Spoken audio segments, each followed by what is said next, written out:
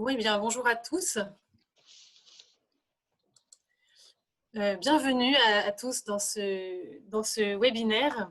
Je suis Clémence Gros, je suis chargée de développement des publics au musée du Quai Branly. Donc, bienvenue pour cette table ronde virtuelle sur le thème « Quelles offres culturelles à distance à l'heure de l'isolement physique et social ?»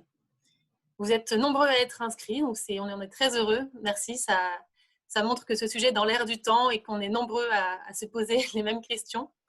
On espère que les échanges pourront aider chacun ensuite à développer de beaux projets. Donc nous nous pencherons particulièrement sur les offres à destination des personnes empêchées ou ayant des difficultés à se déplacer ou en situation de handicap.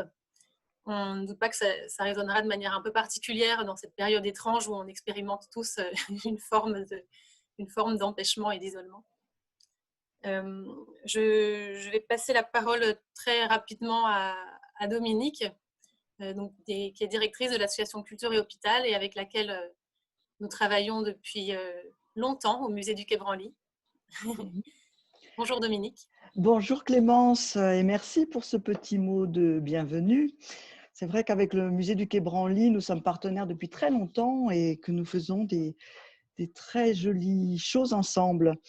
Merci à toute l'équipe aussi du musée du Quai Branly qui a préparé avec nous ce moment. Merci aussi à Lorraine Rossignol, journaliste à Télérama, qui a accepté de modérer cette table ronde.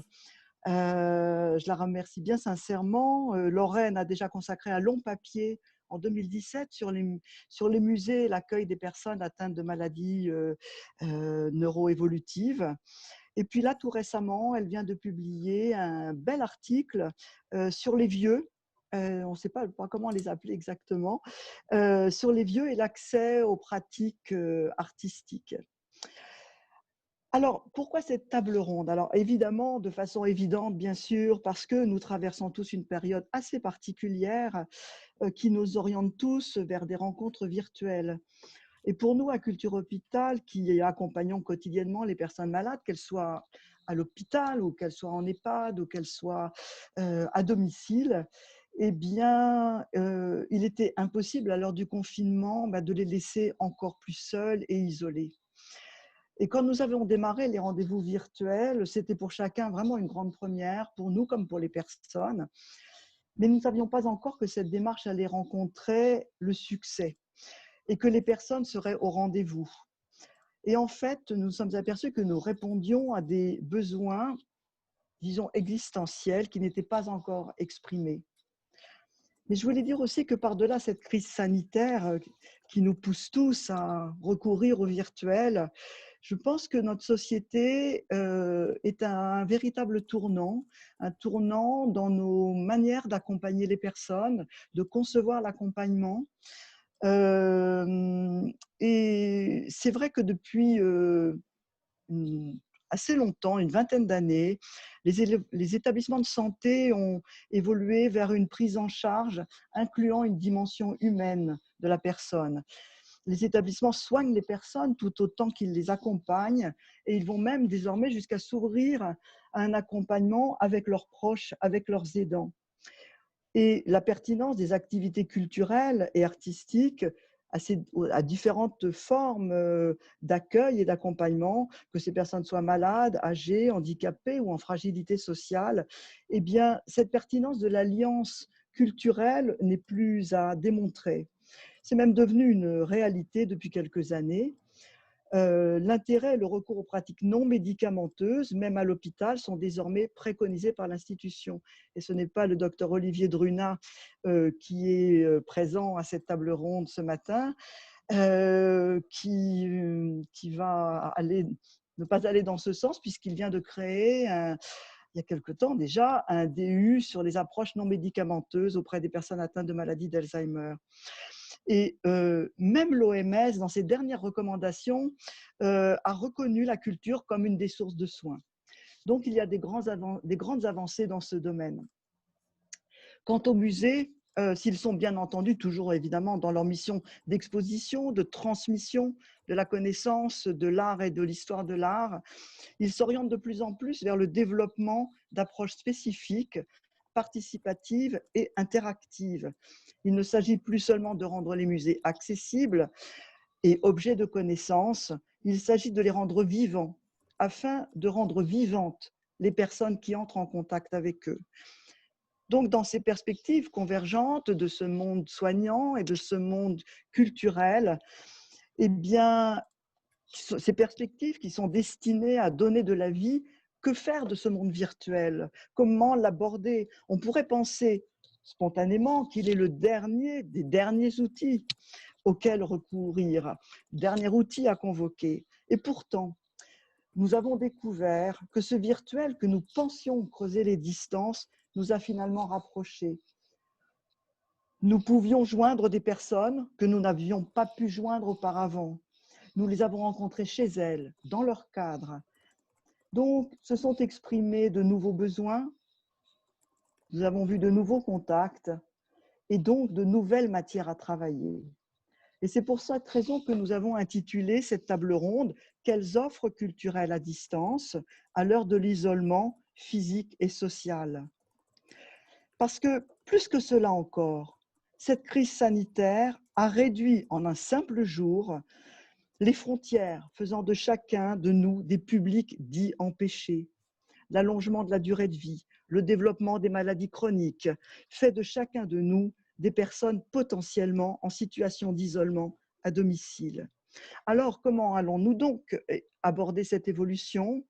D'après les témoignages que nous allons entendre, quelles réflexions, quelles pistes, quelles actions pouvons-nous entreprendre? Et paradoxalement, nous allons peut-être découvrir que le virtuel est avant tout et tout aussi fort, tout aussi important que le présentiel. Donc, je vais laisser pour le débat Lorraine Rossignol. Lorraine, la parole est à vous. Bonjour à tous, je suis donc Lorraine Rossignol, je suis journaliste et je vais donc modérer cette table ronde à laquelle vont participer 9 intervenants que je vais vous présenter dès à présent, rapidement, avant que chacun puisse prendre la parole plus longuement.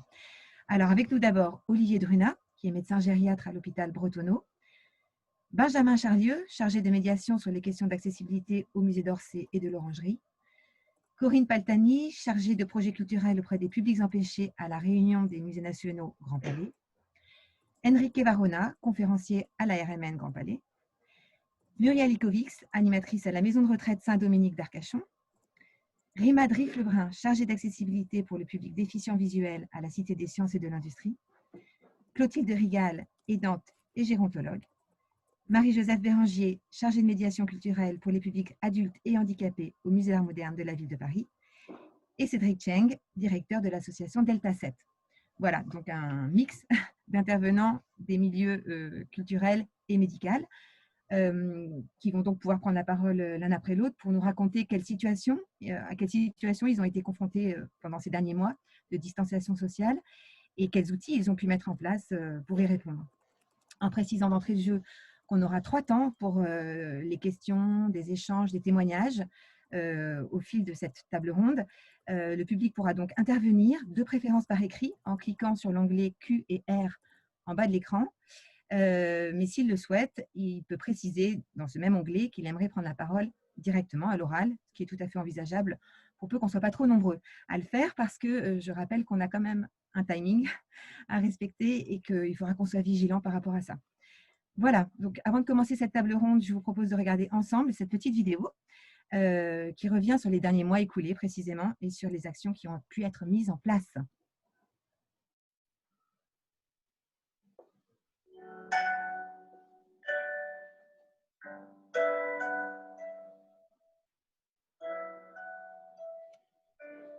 Parce que je ne sais pas pour vous, mais pour moi, il ne fait pas beau. C'est un temps assez opaque.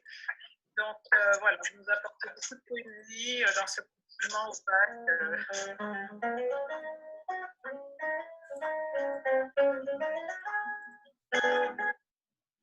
Bonjour à tous, je pose mes mains.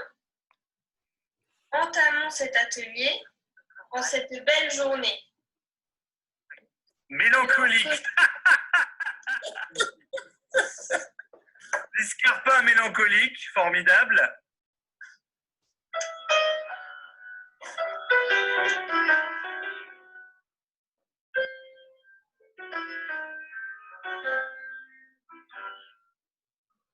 Maman qui est non-voyante, qui ne pouvait pas voir les commentaires, qui dit « Ah, ce tableau, je le connais ». Donc déjà, elle écoutait. Vous proposez déjà de bien vous installer confortablement sur votre chaise.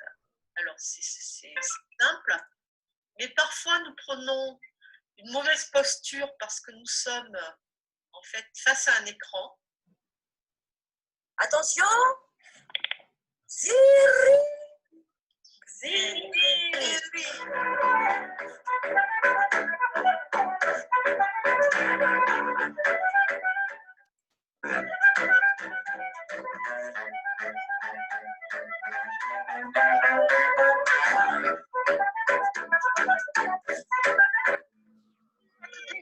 Merci, super. C'était chouette.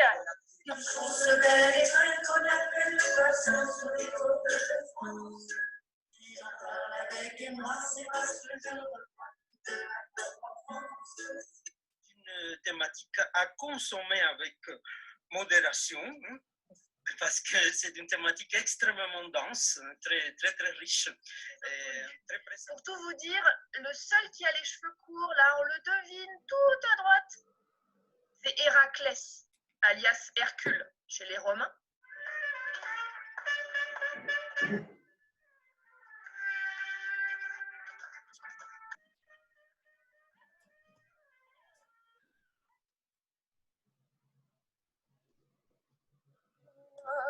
اللهم صل على سيدنا محمد يا لا لا يا لا لا يا لا لا يا لا لا يا لا لا يا لا لا يا لا لا اللهم صل على سيدنا محمد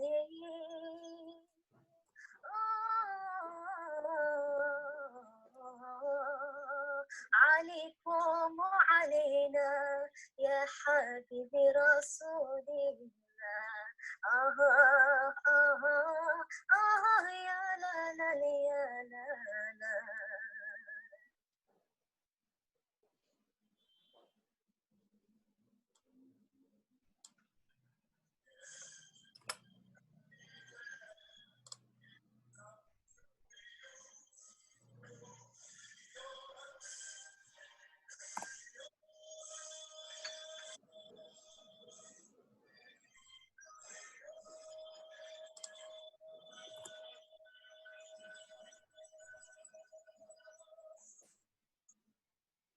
Voilà.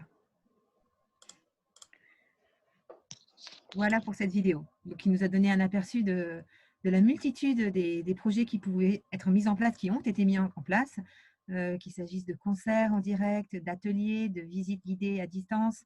Enfin, voilà, justement, c'est ce dont on va parler tout au long de cette table ronde. Et on peut commencer avec vous, Olivier Druna, parce que précisément, vous pouvez témoigner du fait qu'il y avait, il y a toujours, un réel besoin de toutes ces propositions.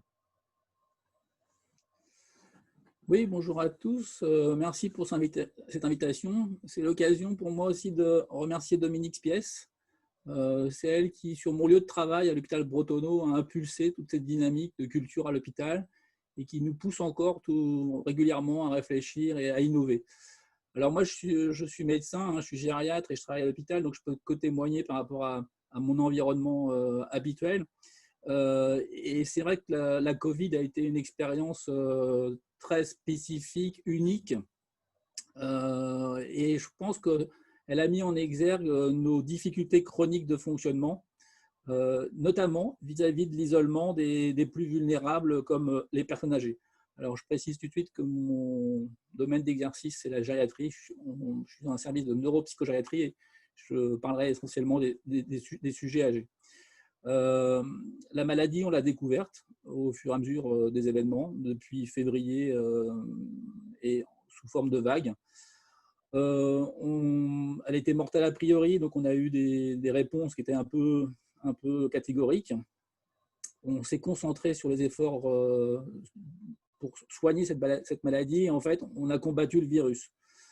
L'hôpital est devenu un lieu clos, sécurisé par des soucis d'hygiène et surtout, avant tout, de sécurité pour les patients, les soignants et aussi la population générale. Mais en fait, on s'est très, très vite rendu compte des conséquences de l'isolement, de ces mesures de distanciation sociale.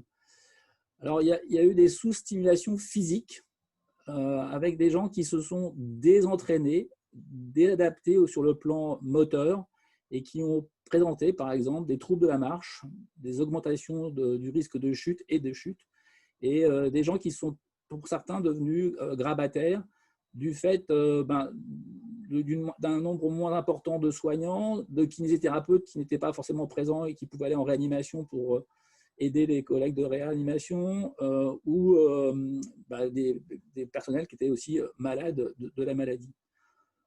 On a aussi une sous-stimulation cognitive et on a pu observer des apprentissages avec des évolutions certaines des maladies neurodégénératives comme les maladies d'Alzheimer.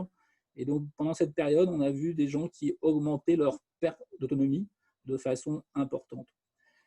Et puis, on a eu une sous-stimulation sociale avec des gens qui se sont démotivés, qui ont perdu l'estime de soi parce qu'ils n'avaient plus de relation avec les autres, et il n'y avait plus de retour. Et c'est des gens qui ont augmenté leur problématique d'anxiété. Et c'est des gens qui aussi ont développé de vraies maladies dépressives. Je ne parle pas de glissement parce que je ne crois pas que ce soit des glissements. Ils n'échappaient pas aux soignants. Ils développaient de vraies maladies dépressives qui nécessitaient des soins spécifiques par rapport à la dépression. Alors, en fait, on s'est renfermé sur nous-mêmes, on a fermé l'hôpital, on a vu que l'isolement avait des conséquences importantes. Et du coup, après ces questions techniques, après ces soucis techniques, nos valeurs nous ont interrogés sur le soin et sur le sens du soin à ces personnes. On s'est posé des questions éthiques et on a à ce moment-là revu nos pratiques, notamment par rapport à l'isolement géographique et par rapport aussi aux interdictions de visite. Dans certains centres, à certains moments, les visites étaient interdites dans une unité, un service, mais parfois aussi carrément au niveau de l'hôpital. Donc, on s'est interrogé assez rapidement sur cet isolement et les premières réflexions qui ont eu lieu, c'est sur les personnes en ambulatoire qui ne pouvaient plus venir à l'hôpital en consultation ou en hôpital de jour. On a à ce moment-là fait des visioconférences avec les personnes qu'on suivait habituellement pour être sûr qu'il n'y avait pas une rupture thérapeutique et pour aussi avoir un soutien psychologique vis-à-vis de ces patients qui étaient vulnérables, isolés à domicile. En fait, très rapidement, on a bien compris que c'était important et urgent de réintroduire l'extérieur, la vie, la culture dans l'hôpital. Donc, on a eu plusieurs expériences, notamment virtuelles, qui ont permis donc de voyager sur des sites, de voir des musées, avec notre service d'animation qui s'est mobilisé énormément, et grâce à des dons qu'on a eus en quantité importante pour avoir des moyens de communication et de pouvoir avoir ces techniques virtuelles. En fait, il fallait retrouver de la vie, pas celle qui est éthérée à l'hôpital, mais celle qu'on partage entre nous tous, de retrouver aussi nos attaches avec la mémoire collective. Alors, c'était tellement impérieux qu'en fait, on a lancé un appel au niveau des artistes et on a eu la chance que Jérôme Ménager puis Mystique soient venus dans l'hôpital Bretonneau avec l'idée qu'on devait réintroduire absolument la vie extérieure dans l'hôpital. Sur Montmartre, on a pas mal de traces de Jérôme Ménager et de Mystique. Et donc, c'était pour nous important en fait, qu'on puisse avoir ces symboles de la rue au sein même de notre hôpital, donc sur les murs de l'hôpital, pour nous rappeler l'extérieur et donc pour ne pas vivre dans un monde complètement fermé. Les artistes ont partagé volontiers cette expérience, enfin en tout cas cette action avec nous, comme témoignage de gratitude et de soutien vis-à-vis des soignants. Et donc je pense que là, il y a aussi une notion de fraternité. C'est un grand mot, mais je pense qu'il y a eu de ça à ce moment-là. La porosité entre l'hôpital et la ville il y a la culture est majeure pour nous, hospitaliers et soignants, parce que je pense que c'est une façon de se protéger de la maltraitance. Plus on a de personnes extérieures qui rentrent dans le milieu du soin, plus on a une discussion, plus on s'interroge sur notre façon de faire, et plus on est bienveillant, je pense, vis-à-vis des personnes qu'on prend en soin, notamment pour ce qui est de mon expérience sur les malades comme Alzheimer. Et donc c'est vrai que je suis ravi en fait de voir tout ce qui est proposé aujourd'hui, tous les retours d'expérience qui ont été développés alors, dans le monde virtuel. Et je pense que c'est vraiment important qu'on puisse retrouver les émotions sur le visage des personnes vulnérables, des patients qui sont hospitalisés, parce qu'en fait, ça, c'est une façon aussi de changer nos propres regards de soignants vis-à-vis des personnes. Et je pense qu'au bout du compte, c'est respecter au mieux l'individu qui est au cœur de notre préoccupation et du soin. Donc, merci encore pour toute cette communication, et je reste attentif à tout ce qui va suivre et prêt à discuter avec vous après. D'accord. Merci Olivier Drunat pour ce très beau témoignage, très complet et très percutant sur la façon dont les choses ont pu être vécues à l'intérieur de vos établissements de soins. Alors justement, on va pouvoir donner la parole à Benjamin Charlieu. Je rappelle que vous êtes chargé de médiation accessibilité au musée d'Orsay et au musée de l'Orangerie, Benjamin. Et est-ce que vous pouvez nous raconter un peu quelles offres vous avez, vous, dans vos établissements, mises en place pour répondre à ce besoin impérieux qu'évoquait à l'instant Olivier Drunat? Bonjour Lorraine, bonjour à tous. Merci de cette invitation. Du coup, oui, chargé de médiation accessibilité au musée d'Orsay et de l'Orangerie. Je vais vous parler aujourd'hui des mots à partager. C'est un M O à partager, donc comme musée d'Orsay, musée d'Orangerie à partager. C'est un format de médiation humaine et numérique créé pendant le premier confinement. Notre objectif au moment du premier confinement, c'était de garder le lien avec les publics du handicap et du monde de la santé, mais aussi avec les structures, donc les hôpitaux, les associations, les EHPAD, qui les accompagnent au quotidien, voilà, dans la vie, mais aussi dans leur sortie culturelle, dans leur pratique culturelle. On sait que ces publics ont été très impactés par la crise sanitaire, mais les structures qui les accompagnent sont également très impactées par la crise sanitaire, notamment impactées humainement et financièrement. D'où l'intérêt de soutenir ces actions-là. De notre côté, notre réflexion s'est menée dans la manière, on s'est demandé comment est-ce qu'on pouvait, à notre manière, accompagner ces publics et ces non-publics et ces structures dans ces difficultés. Voilà. Cette réflexion, elle répondait dans l'ensemble des établissements à une réflexion plus globale qu'on avait sur la façon dont on voulait garder le contact, garder le lien avec nos visiteurs, et notamment grâce aux dispositifs numériques. Donc, comme je le disais, les mots à partager, c'est un format de médiation humaine, mais aussi numérique, qui est particulièrement adaptable aux besoins spécifiques de nos publics, donc des publics de l'accessibilité, du handicap et du monde de la santé.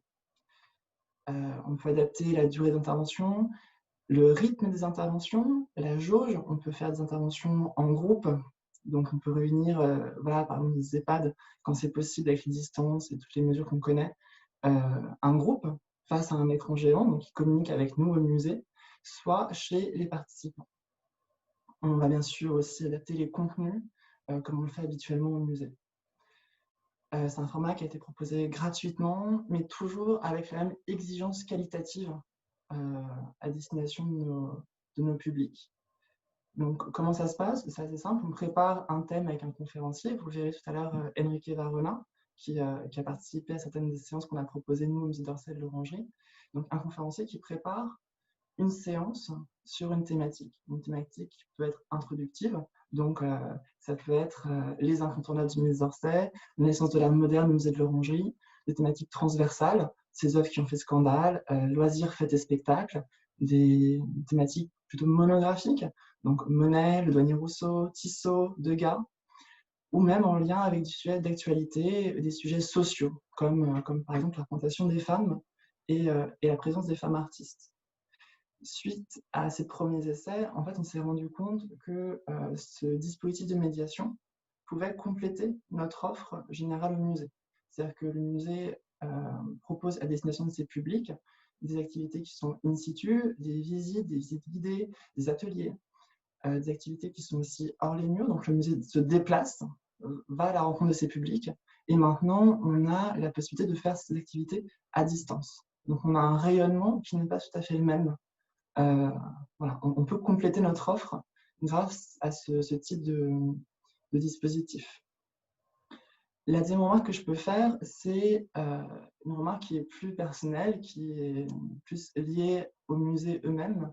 C'est la capacité à mobiliser différemment nos collections. Quand on était fermé, mais aujourd'hui à musée ouvert, on peut réinventer le lien qu'on a avec les œuvres qu'on expose, mais aussi avec les œuvres qu'on n'expose pas, parce qu'elles sont en prêt, en restauration, parce qu'il y a voilà, plein de raisons. Notamment les collections photographiques du musée d'Orsay. Voilà, il faut savoir que la photographie représente presque la moitié de nos collections à Orsay, et pourtant on les expose très peu, et pourtant c'est toujours très difficile de les montrer, notamment avec face à un groupe, c'est des petits formats, etc. Et l'autre dernière remarque sur la capacité de mobiliser nos collections, c'est aussi de montrer la complémentarité des collections du musée d'Orsay et de l'Orangerie, la façon dont les collections d'Orsay et de l'Orangerie se répondent d'un côté et de l'autre de la scène. Enfin, je terminerai sur cette courte intervention que j'ai voulu rapide, sur l'ambition interactive de ce format. C'est-à-dire qu'on est certes sur un format qui est numérique, mais c'est un format qui est humain. L'idée, c'est de se connecter avec nos publics et de répondre le mieux possible à leurs besoins. L'interaction, elle est possible uniquement si on est dans cette configuration-là, finalement. Dans cette configuration, c'est un conférencier qui va rencontrer des responsables de groupe, des participants, et qui va pouvoir échanger librement avec eux. C'est comme ça, c'est vraiment le sens de cet outil, c'est de créer un lien qui est fort, qui est interpersonnel, entre du coup les participants, le conférencier, mais qui permet de créer un véritable lien avec les musées et avec les œuvres. Bien. Merci Benjamin. J'espère que je ne vais pas parler trop vite. Non, du tout. Non, non, vraiment. Très bien, merci. Alors, on va écouter votre collègue, Corinne Paltani, qui est chargée de projet culturel auprès des publics empêchés, à la RMN également. Corinne, c'est à vous. Juste après, on aura le témoignage d'un conférencier à la RMN, Enrique Varona. On poursuivra avec Muriel Ikovics, qui est animatrice à la maison de retraite Saint-Dominique à Arcachon. Et ensuite, on aura un temps de pause, de témoignage pour que le public puisse réagir. Voilà, donc Corinne. Bonjour à toutes et à tous. Tout comme vient d'expliquer Benjamin Charlieu, la RMN Grand Palais s'est attachée effectivement à mettre en place des solutions numériques, sachant qu'effectivement nous avions dû arrêter toutes nos activités, que ce soit du hors les murs ou que ce soit de faire venir des personnes sur les expositions du Grand Palais. La spécificité du Grand Palais est qu'effectivement, nous n'avons pas de collection permanente, contrairement effectivement au musée d'Orsay ou à l'Orangerie, nous n'avons que des expositions temporaires. Et celle qui devait commencer, Pompéi, ben voilà, n'a pas vu le jour immédiatement. C'est pourquoi nous nous sommes orientés initialement vers le numérique. C'était la seule solution, d'autant plus que celle-ci était une exposition numérique et interactive. Donc, ce sont des éléments qui ont été mis en place immédiatement, avec effectivement que ce soit des vidéos, des réalités virtuelles, etc.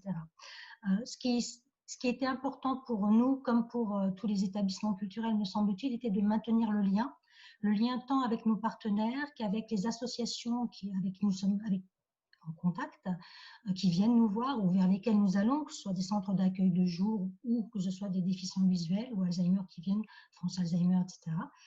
Donc, c'était vraiment le maintien du lien. Et l'objectif a été vraiment celui-ci à l'origine. Et on a mis en place ce que l'on a pu, en quelque sorte. Et c'est ce qui m'a amené, en fin de compte, à un constat, mais ultérieurement.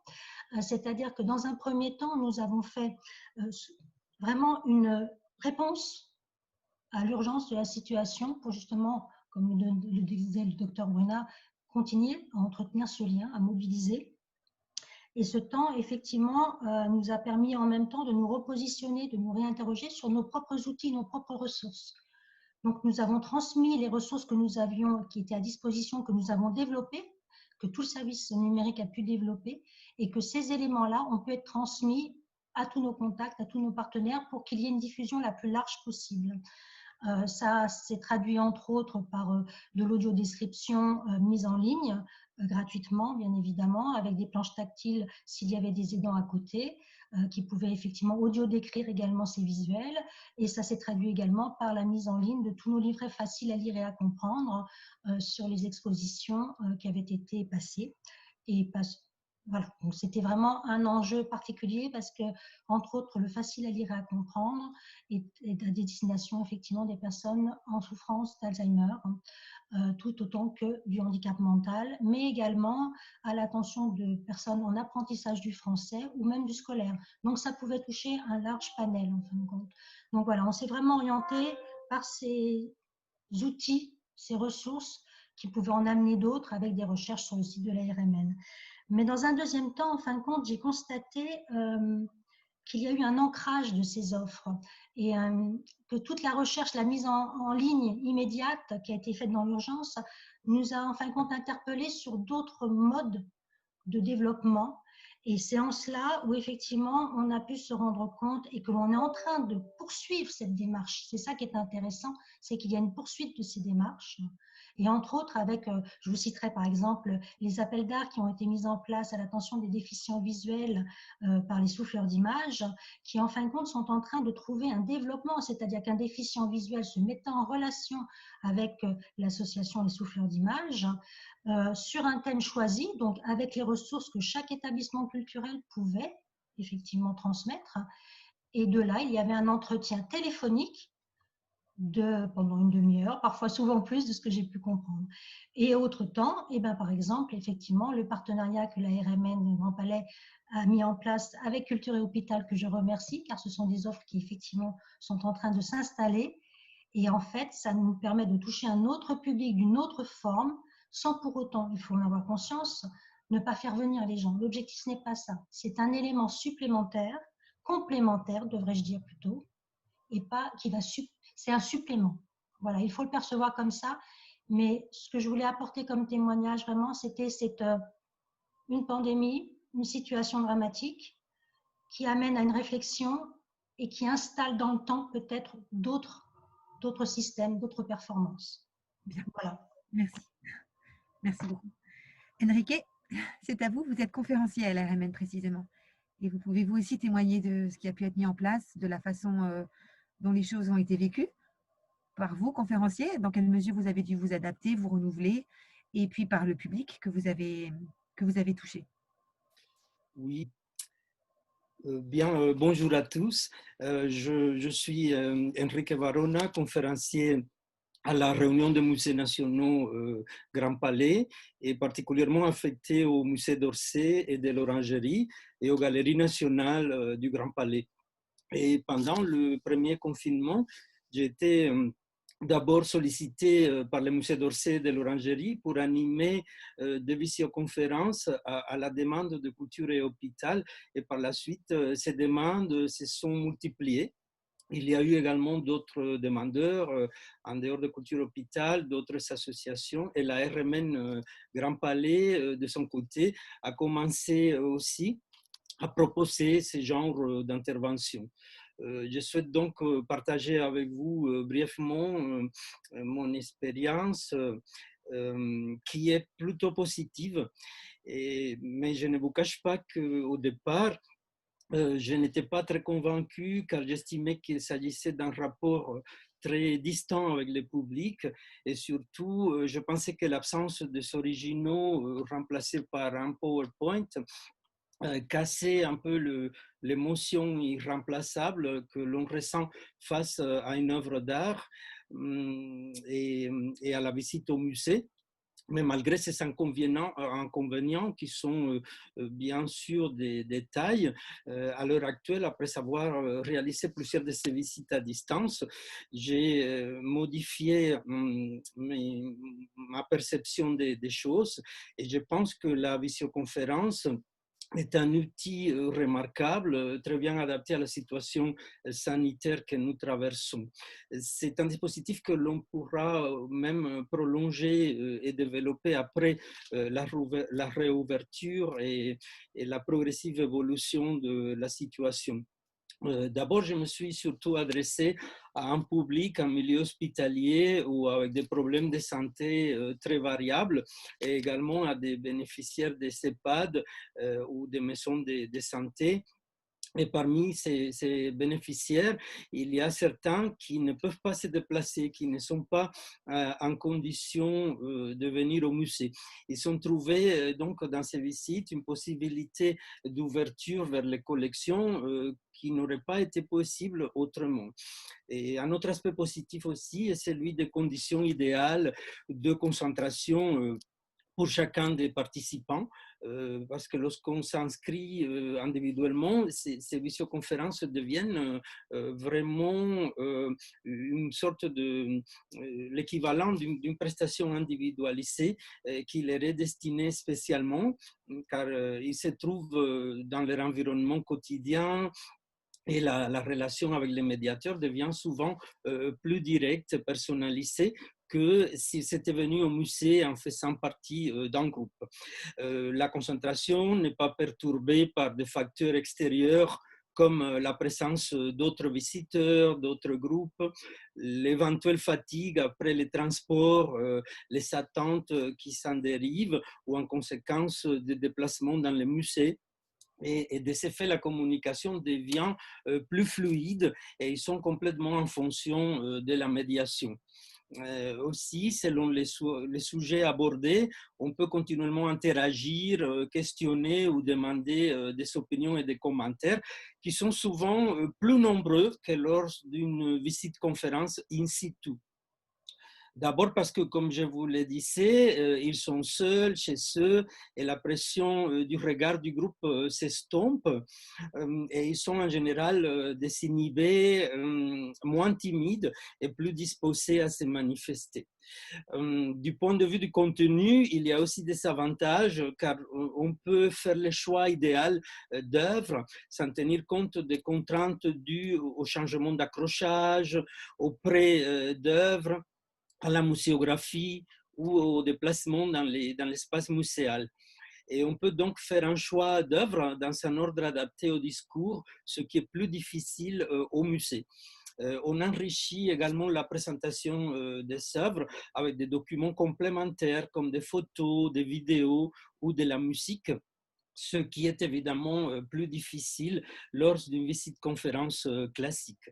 Et j'ajouterai dans ce sens, par exemple, que, comme le disait Benjamin, le musée d'Orsay gère aussi le musée de l'Orangerie, et il est important pour la politique de l'institution de souligner ces rapports entre les deux espaces d'exposition et entre les deux collections. Et avec ce genre de visites, nous pouvons donc nous servir d'une manière simultanée des œuvres des deux collections en fonction des thématiques. Et nous pouvons aussi valoriser des œuvres moins connues qui sont en réserve ou qui sont difficiles d'accès lorsqu'on est sur place. Il y a quand même, rapidement, je voudrais parler de quelques inconvénients, surtout techniques. Par exemple, on peut avoir des problèmes de connexion ou de réseau. C'est rare, mais ça peut arriver. Les organisateurs doivent donc bien vérifier la bonne installation du matériel, etc. On ne peut pas non plus oublier que nous sommes en général face à un public qui peut avoir des lacunes informatiques. Et il y a aussi le problème des EHPAD lorsqu'on est devant des groupes qui sont face à des grands écrans. Là, l'interaction est beaucoup plus limitée, quasiment nulle, et les questions sont en fin des prestations, en fin des visites. Là, c'est un peu plus difficile.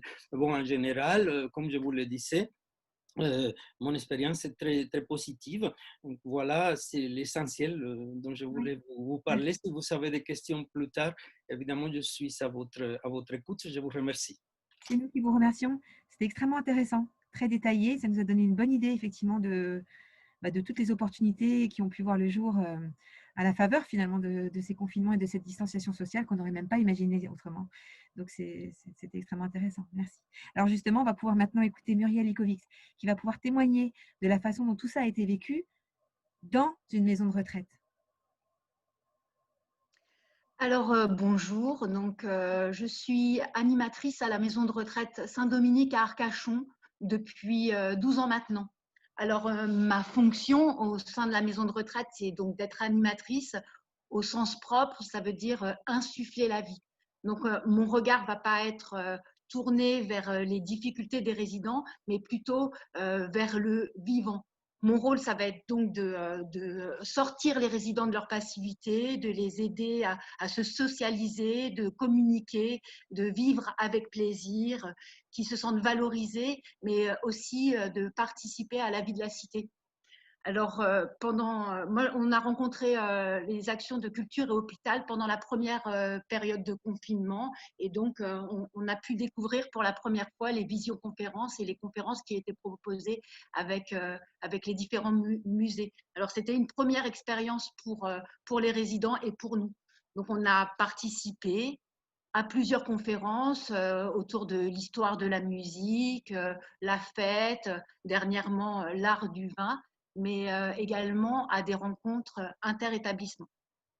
Alors à chaque fois, ça a été un moment accueilli avec beaucoup d'enthousiasme de la part des résidents et de ma part. Il y avait au départ un côté presque magique de pouvoir voir des personnes qui étaient si éloignées partout en France.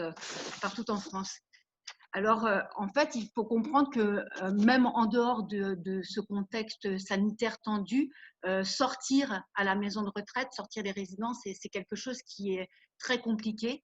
Il va falloir trouver du personnel pour encadrer des sorties. Il va falloir aussi trouver des lieux qui vont être adaptés. Il va falloir trouver des transports qui sont adaptés. Ça a un coût. Le personnel qu'on va prendre pour amener dans la sortie ne vont plus être auprès des autres résidents. Et tout ça, c'est des contraintes terribles. Et on est amené à dire les personnes qui peuvent marcher peuvent aller à la sortie, et les autres, on est désolé, et c'est quelque chose qui est compliqué pour nous et pour les équipes. Donc, c'est déjà une chose. Et il faut voir, on vit, on est à Arcachon. Effectivement, il existe une offre culturelle, mais alors d'imaginer d'aller à Paris pour aller voir une exposition ou à Bordeaux, c'est inimaginable. Les contraintes sont vraiment trop compliquées. C'est pour ça que cette offre-là a été particulièrement adaptée pour nous. Et dans ce contexte empêché, ça a été vraiment une fenêtre ouverte vers l'extérieur. C'est plus nous qui nous déplaçons vers la culture, c'est la culture qui vient à nous. Et donc, on n'a plus de contraintes logistiques, de contraintes financières ou des marches à gravir, puisque c'est ça concrètement qu'on traverse. Ouais. Alors, le deuxième point important que je voudrais soulever, c'est aussi de prendre du temps aussi pour les résidents, de les valoriser par l'attention qu'on leur porte. C'est un bonheur aussi, c'est important aussi pour nous de voir qu'ils existent aussi pour des personnes qui travaillent dans la culture et que ces personnes-là, en vrai, vont prendre du temps pour eux. Et c'est important aussi pour nous de voir qu'on s'adresse à eux comme des personnes intelligentes et sensées. Et ce fait d'être important et qu'on consacre du temps pour eux, ça leur permet d'être valorisés et de prendre part à la vie de la cité. Le dernier point que je veux aussi évoquer, puisqu'on a participé à des rencontres, donc on a chanté pour d'autres EHPAD, donc on a pu découvrir aussi d'autres milieux, de voir que les fauteuils dans les autres maisons de retraite avaient l'air bien plus confortables que les nôtres, ou des choses comme ça.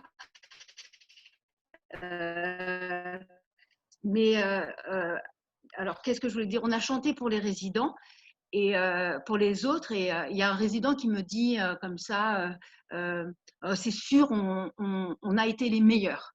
Et voilà, de s'inscrire dans un projet, de se sentir valorisé ou de pouvoir se comparer aux autres, c'est vraiment participer à la vie de la cité. Et c'est ce qui a permis aussi ces actions, nous, dans notre établissement. Bien. Donc, un bilan très positif. Tout à fait. Merci beaucoup pour ce témoignage, très encourageant. et très prometteur. Et maintenant, on va écouter d'autres témoignages. Précisément, on arrive à la première phase de questions-témoignages que j'évoquais au début. Il y en aura 3, une autre tout à l'heure et une troisième pour conclure. Je vous propose d'écouter le témoignage de Marianne Derck, qui est psychomotricienne dans un accueil de jour pour personnes atteintes de maladies neuroévolutives. Est-ce que vous êtes là, Marianne? Et bonjour à tous. Donc ça fonctionne. Je suis ravie d'être à cette conférence et ravie d'entendre tous les intervenants et la personne juste avant. Nous, on est un peu dans un contexte différent, c'est-à-dire, donc, je travaille effectivement dans un accueil de jour, mais on est aussi rattaché à un EHPAD. Donc, on a les 2 structures et on travaille avec Culture et Hôpital depuis plusieurs années. Donc, on connaissait déjà leur offre et on va au musée avec nos usagers et nos résidents grâce à eux. Donc, on voit déjà tous les aspects positifs dont parlait l'autre personne juste avant, notamment l'aspect très valorisant, l'aspect à la beauté, tout simplement. Et on est aussi dans un autre contexte par rapport peut-être à Arcachon, c'est qu'on est à Paris et dans un quartier où il y a beaucoup d'offres culturelles et on reçoit des gens qui viennent de ce milieu-là et qui ont eu l'habitude d'avoir accès à ce milieu-là et qui peuvent parfois être gênés par leur handicap et ne plus y accéder. Donc, il y a aussi cet aspect-là, un aspect, on va dire, d'une vie un peu normale, entre guillemets, pour eux. Évidemment, il y a un aspect aussi de stimulation cognitive qui est évident pour cette population-là. Quand on a vécu le premier confinement, alors en plus pour le premier confinement, on a fermé et j'ai basculé sur l'EHPAD, donc j'ai aussi la vision de ce qui a été vécu en EHPAD. Ce confinement a été très lourd à porter. Il y a eu vraiment une sensation d'enfermement pour tout le monde. Alors en même temps, moi je suis pas geek du tout, donc tout ce qui est visio et distanciel, au début ça me parlait pas trop et surtout avec la population qu'on reçoit, ça me paraissait compliqué parce qu'il y a des gens pour qui Internet c'est un mystère total. Et puis petit à petit j'ai vu que déjà il y avait beaucoup de propositions vraiment intéressantes, même à titre personnel. Enfin, c'était vraiment il y a eu un engouement pour des propositions culturelles, c'était vraiment chouette à voir. Et tout de suite, je me suis dit que ça pouvait bénéficier aussi à nos patients. Et surtout par rapport à ce qu'on vivait à ce moment-là, j'avais l'idée qu'on pouvait être sauvé un peu par le monde artistique et que enfin ce que certains pouvaient considérer comme futile devenait pour moi vraiment vital à ce moment-là. Et par la suite, on a eu un retour d'expérience de Culture Hôpital, justement, de ce qu'ils ont mis en place et ce qu'ils ont pu observer, qui était très positif. Donc, moi, ça m'a confortée dans l'idée qu'il fallait essayer. Et en plus, on s'est vite aperçu que ce confinement allait perdurer et qu'il fallait bien s'organiser, en fait, d'une manière ou d'une autre et faire des choix si on voulait qu'il se passe quelque chose. Et donc, nous, on en est là. En fait, on n'a pas encore concrétisé parce qu'on passe par des aspects techniques et donc, il faut acheter le matériel, il faut que tout fonctionne. Donc, on en est là et je n'attends qu'une chose, c'est que ça démarre. Voilà, donc il y a une part d'inconnu parce que évidemment, ça ne sera pas forcément adapté à tout le monde, mais j'attends quand même cette surprise de pouvoir communiquer aussi avec des gens de l'extérieur, des gens qui sont des fois loin de chez nous. Et il y a un côté aussi un peu magique que je trouve sympathique. Et puis retrouver voilà, les œuvres qu'on ne peut pas voir en ce moment. Donc tout ça, c'est très alléchant. Et puis, je me dis qu'en dehors du Covid, c'est ce que certains ont dit aussi auparavant, tout ça pouvait être pérennisé et pour un public plus élargi aussi. C'est-à-dire que moi, je pense, quand on faisait les visites au musée avec Culture Hôpital, comme disait ma collègue avant, ça s'adresse à un certain public qui peut se déplacer, qui a les facultés cognitives, même en étant là autour d'eux, même en organisant, il y a quand même beaucoup de limites.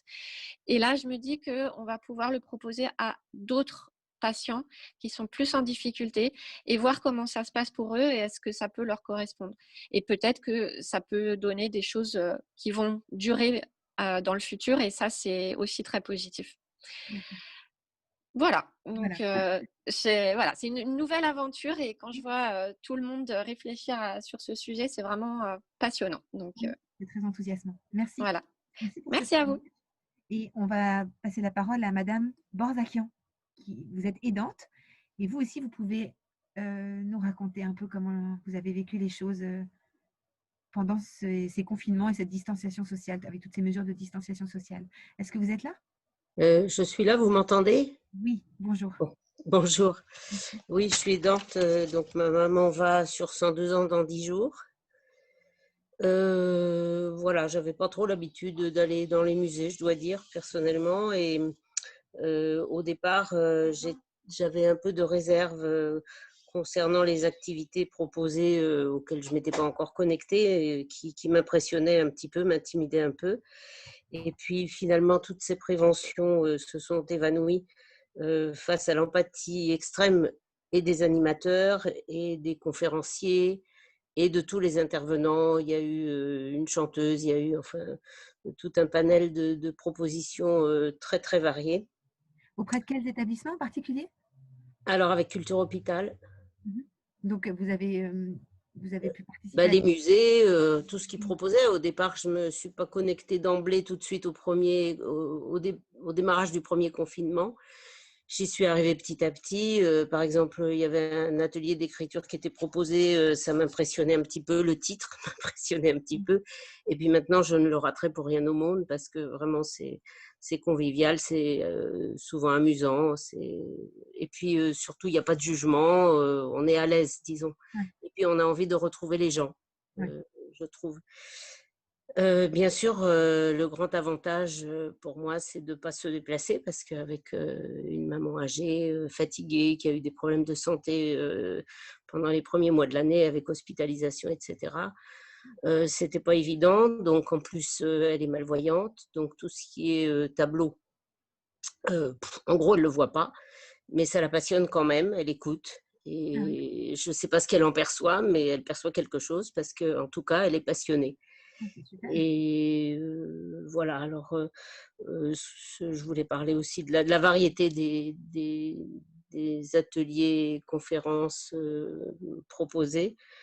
La mise en relation aussi, Enrique en a parlé, par les conférenciers de l'actualité autour des œuvres, parce que ça, si on va seul dans les musées, on n'a pas tout cet aspect-là. Et là, on a une mise en relation avec l'actualité de l'artiste, comme avec l'actualité du moment. Et ça, c'est très enrichissant. Ensuite, il y a donc aussi un lien social, je trouve, qui se crée avec ces rencontres qui sont peut-être virtuelles, mais qui n'en sont pas moins concrètes pour autant, puisqu'on voit les gens, on échange ensemble. Voilà. L'absence de jugement dans tout ça, la souplesse aussi, parce que parfois on n'arrive pas à être tout à fait à l'heure pour une raison quelconque, d'autres rendez-vous ou quoi. Donc on a toujours un accueil très chaleureux et très ouvert.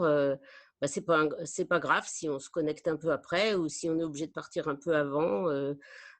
C'est très très souple.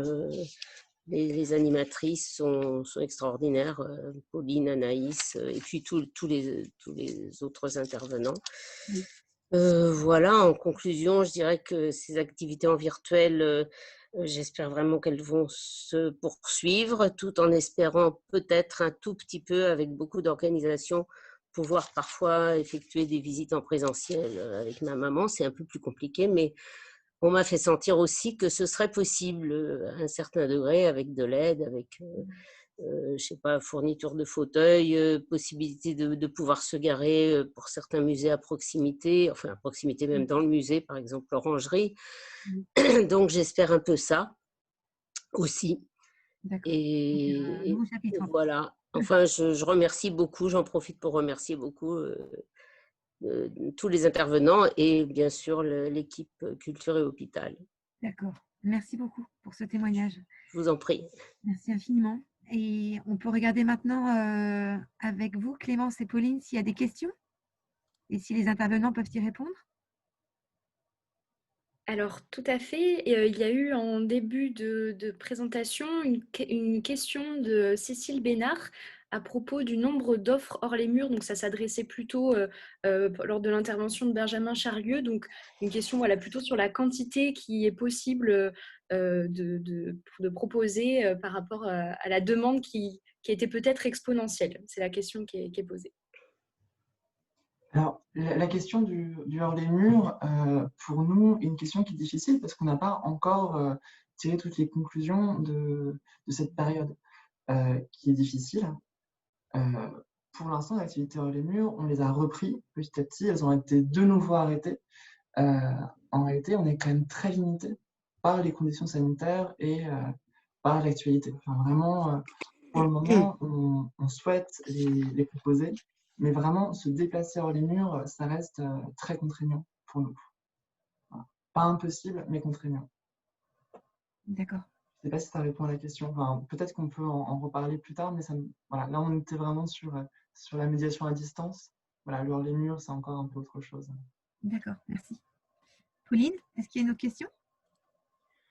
Alors oui, Lorraine, on a une autre question, cette fois qui s'adresse à Corinne Paltani. C'est une question assez précise concernant les planches tactiles mises à disposition avec audio-description en ligne que Corinne évoquait. Le public à distance recevait-il à domicile les planches tactiles? Donc une question très précise. Non, non, tout à fait. On a mis l'audio-description en ligne, effectivement. Nous avions les visuels du carnet tactile à côté. C'est pourquoi j'employais le terme en espérant qu'il y ait un aidant, effectivement, à côté, qui puisse audio-décrire cette œuvre en tant que telle, visuellement. Mais pour autant, il y avait l'audio-description qui était attachée à cette œuvre. Nous n'avions pas la capacité de savoir qui était intéressé, qui ne l'était pas par rapport à cette offre. Donc, nous ne pouvions pas envoyer ces fiches. Ça, c'est clair. D'accord, merci. Est-ce qu'on a encore une question ou est-ce qu'on poursuit la table ronde? Alors, on a, je pense, 2 questions à suivre. Donc, la première, ça concerne les suites de tout cela. Alors, Madame Brisset demande, vos offres virtuelles vont-elles perdurer après la pandémie et la levée du confinement? Donc, je pense que ça peut s'adresser à Benjamin et Corinne. Oui, effectivement, comme je l'indiquais tout à l'heure, l'un des constats que j'ai pu faire, c'est la perdurance de certaines offres et le développement, ou en tout cas la mise en place, on va commencer peut-être comme ça, de certaines offres. Et c'est dans ce cadre-là que pour la RMN Grand Palais, nous avons effectivement, avec Culture et Hôpital, créé un partenariat. Et l'objectif de ce partenariat, c'est qu'il s'inscrit effectivement à l'année. Donc, nous allons proposer différentes variétés d'offres, dont effectivement, soit la venue sur des expositions organisées par le Grand Palais, au Grand Palais ou ailleurs, puisque nous allons fermer pour travaux, mais également effectivement de la visio, puisque nous savons maintenant que nous touchons un public particulier et qu'il est en demande et que nous pouvons répondre à cette demande. L'objectif, c'est de pérenniser ce développement. C'est en cela où je parlais vraiment d'un constat, d'un double constat. Il y avait l'urgence, nous avons réagi à l'urgence. Et en fin de compte, cette urgence nous a fait mettre en place des choses qui nous emmènent des réflexions. Et de ces réflexions, nous mettons en place et nous pérennisons les offres. Bien. Merci. Je peux reprendre sur la même question, de la même façon. Ces offres, du coup, à distance, on les a mis en place, comme disait Corinne il y a 2 minutes, mais dans l'urgence. Mais aujourd'hui, l'idée, c'est de les pérenniser, de les projeter et en fait de voir ce qu'on peut en faire. On est encore dans un moment où les choses se mettent en place. On va construire brique par brique cette offre pour aller plus loin. C'est-à-dire qu'on a quand même, on est des musées nationaux, on a cette ambition-là de pouvoir toucher sur tout notre territoire. Donc géographiquement, on peut aller chercher des publics qui sont éloignés, mais aussi aller chercher des publics qui ont d'autres besoins spécifiques, qui ont d'autres handicaps auxquels ce format pourrait répondre. Donc là, on a toute une phase de test et mise en place qui pourrait se perdurer. Et l'idée, du coup, c'est de pérenniser ce format. Voilà. Donc là, on travaille actuellement sur l'année 2021, mais j'espère que ça va engager aussi les musées sur la suite. Bien. Merci. Alors, on a une dernière question qui rejoint un témoignage qui a aussi été partagé, qui concerne la question du matériel nécessaire dans les établissements médico-sociaux pour pouvoir mettre en place ces séances.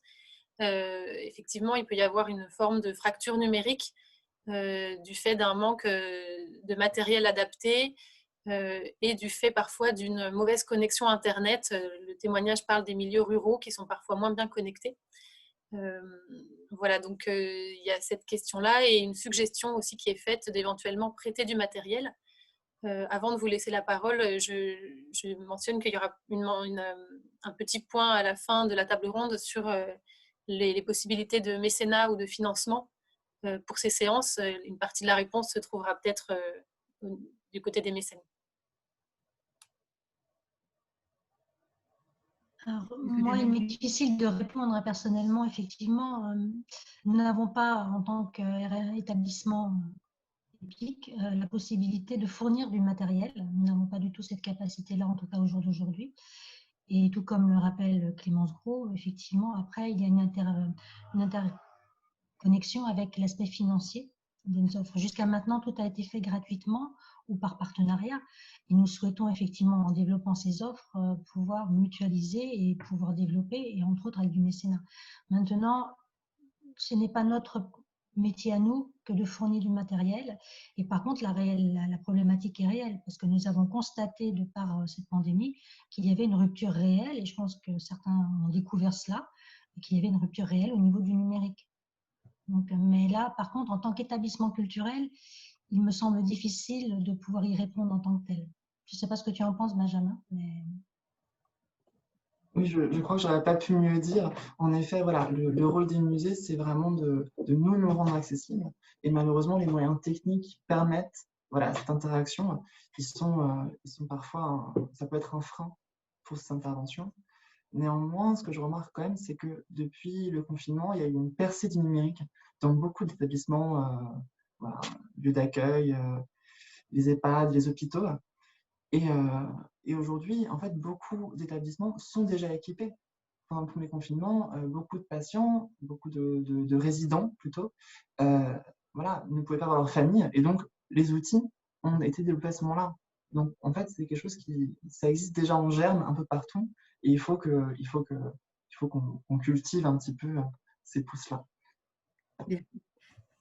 Merci beaucoup. Je vous propose de poursuivre maintenant la table ronde. On arrive dans la deuxième partie, enfin la deuxième mi-temps. Après la mi-temps, la deuxième.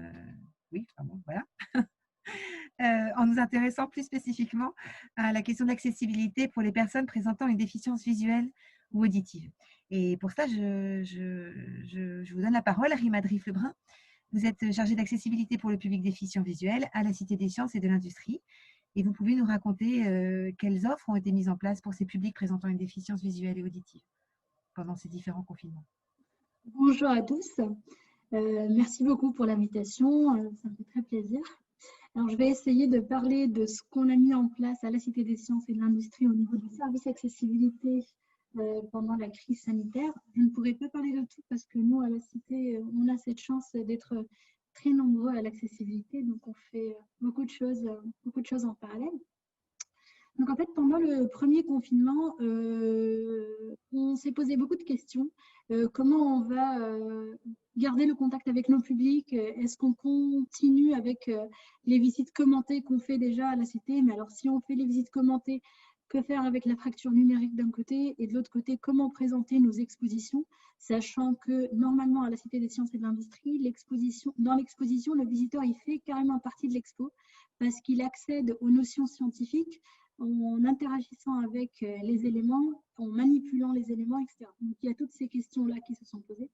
Et donc on a dit, bon, il faut prioriser les choses. Donc qu'est-ce qu'on fait? On va commencer d'abord à travailler avec les médiateurs qui font, eux, de leur côté aussi des vidéos d'expériences scientifiques à faire chez soi, et donc leur donner des billes afin de produire des vidéos naturellement accessibles. Par exemple, pour les personnes déficientes visuelles, en décrivant les gestes, en décrivant les outils qu'ils utilisent, etc. Donc ça a été un succès. Et aussi, on a formé un groupe, nous, au sein de notre direction, afin de retranscrire toutes les vidéos qui existent sur le site de la Cité. Donc, que ce soit les petites vidéos là, des expériences scientifiques, mais aussi toutes les séries qui existent sur le blog. Et là, en fait, on a tout retranscrit parce qu'avec toutes les notions scientifiques qui sont mentionnées, etc., les transcriptions automatiques ne font pas toujours le job. Voilà, ça c'était pour le premier confinement et aussi ce que notre collègue chargé de handicap mental a fait. Il a développé un accessimètre pour toutes ces vidéos-là. Cet accessimètre permet aux personnes avec déficience intellectuelle et leurs aidants d'évaluer à l'avance le degré de complexité de chaque vidéo. Donc il a, en plus de l'accessimètre, il a développé aussi des commentaires et comme ça la personne elle sait à quoi s'attendre en cliquant sur une vidéo. Voilà, ça c'est pour le premier confinement. Et après, pour le deuxième confinement, on s'est dit, bon, là, il faut y aller quand même un peu plus loin et proposer carrément, nous, au sein du service accessibilité, une offre. Et donc, suite à plusieurs réunions de travail, il y a eu 2 projets qui ont vu le jour. Le premier projet s'appelle « Tu as une minute ». C'est une série de capsules vidéo qui durent 1 minute à 1 minute 30 chacune, et dans lesquelles, à chaque fois, on prend un élément d'exposition permanente et on parle autour de cet élément-là. On l'introduit, on l'explique, si c'est une manipulation, on la fait, etc. Et donc, c'est une vidéo complètement inclusive, là où on donne toutes les descriptions vocales directement, là où il y a de la LSF incrustée, de la transcription, il y a des images aussi très simplifiées pour les personnes avec handicap mental, et le langage est déjà assez simple, c'est pas du vrai FALC, mais c'est du français simplifié. Ces vidéos-là vont être diffusées à partir de la semaine prochaine, avec 2 vidéos pendant chaque semaine. Ça, c'est le premier projet. Le deuxième projet concerne plutôt les personnes sourdes et il s'appelle La science en LSF. Et donc, en fait, c'est un projet de capsule vidéo aussi, là où à chaque fois, on prend un mot scientifique en rapport avec une exposition permanente ou temporaire et on le définit avec des mots simples en LSF pour les personnes sourdes, pour qu'elles puissent quand même comprendre les notions scientifiques qu'on traite dans nos expositions. Pareil, ça va être diffusé à partir de la semaine prochaine avec 2 vidéos pour chaque semaine. Et on pense carrément à pérenniser ces 2 offres de vidéos-là, parce qu'en plus de la crise sanitaire, ça permet quand même aux non-parisiens ou carrément aux étrangers qui n'ont pas maintenant le droit de voyager ou de venir en France, etc., avec la crise, d'accéder à notre offre, et aussi ça leur donnera envie par la suite, et une fois que le confinement sera levé et que la cité sera ouverte, de venir à la cité et de savoir déjà ce qui existe. Voilà. Merci. Merci 1000 fois. Mais justement, on va pouvoir écouter maintenant Clotilde Rigal, qui est gérontologue et qui est aidante auprès d'un proche atteint de maladies neuroévolutives et malvoyante, précisément. Est-ce que vous pouvez nous raconter, Clotilde, justement, ces nouvelles offres, dans quelle mesure elles vous ont semblé pertinentes et attrayantes, dans quelle mesure elles ont fonctionné auprès de ce proche malvoyant que vous aidez? Alors, d'abord, merci pour tout ce que vous avez dit. Je ne vais pas répéter ce qui a déjà été dit. Je vais surtout insister sur le bienfait que cela peut donner. Parce qu'une personne qui avait toujours l'habitude de recevoir ou d'aller régulièrement à des expositions, au fur et à mesure de l'évolution de sa maladie ou de sa vision, son univers s'est rétréci. Et heureusement, parfois se souvenant de quelques œuvres, elle avait plaisir à peut-être retrouver ses conférences. Grâce à Culture et Hôpital et tous les musées dont on vient de parler, cela a permis d'avoir un accompagnement adapté, efficace et surtout multisensoriel. À domicile, confortablement assise devant notre écran, moi-même aidant pour soit l'audiodescription, soit la capture d'écran, devant notre ordinateur, nous avons pu profiter pleinement de ces offres culturelles. Les troubles cognitifs, les difficultés auditives et visuelles importantes modifient considérablement la compréhension et la concentration. Mais chaque séance ont toujours permis de stimuler les 5 sens. J'ai bien dit les 5. L'efficacité de ces ateliers sont favorisées par le visuel et l'auditif. Mais le côté magique du virtuel ne doit pas nous faire négliger l'odorat, le goût et le toucher. La qualité des intervenants, le contexte, comme l'a rappelé l'autre aidante tout à l'heure, historique, de l'époque de l'auteur, enfin, tout ce contexte, les observations des détails, les descriptions précises du volume, de la matière de l'œuvre peuvent nous rendre cette œuvre repoussante, parfois chaude, même appétissante, et surtout nous donner envie d'aller encore plus loin.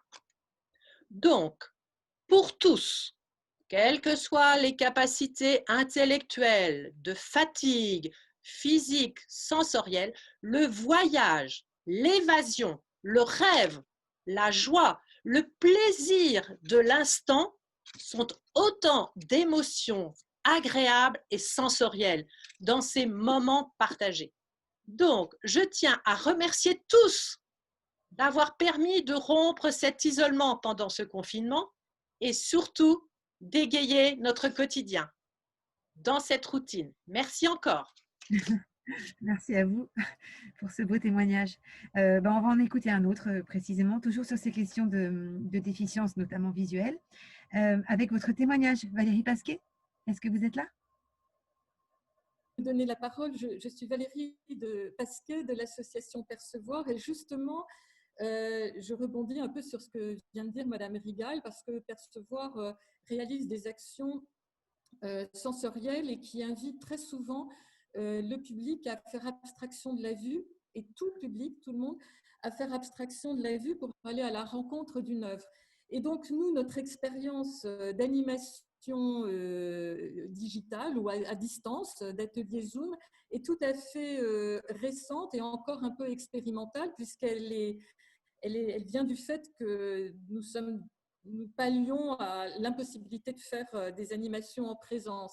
Et alors on a réfléchi, parmi les actions que nous menons, eh bien, il y a un atelier qui s'appelle « Découvrir la peinture par l'écoute » que nous mettons en place, en fait, c'est dans le cadre d'un projet de recherche depuis 2 ans et que nous avons commencé à organiser comme une animation Zoom, enfin, en animation Zoom.